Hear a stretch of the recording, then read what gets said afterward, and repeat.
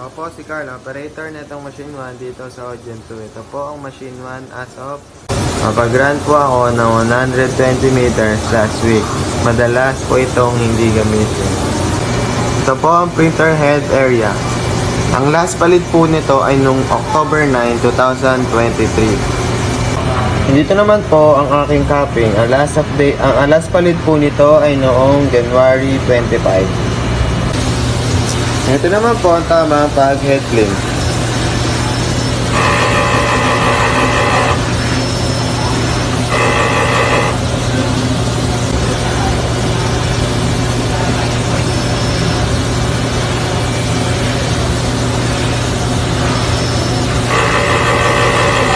Ito naman po ang tamang pag-check ng nozzle.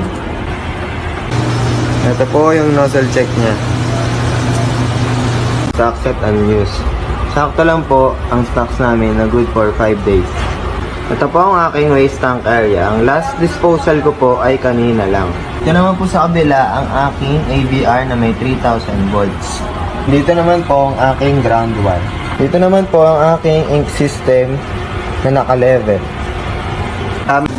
Consumables naman po, nag-consume ako ng 4 na white, isang black, isang yellow, 4 na powder. Ito po ang printer daily checklist. Pang po at maraming salamat.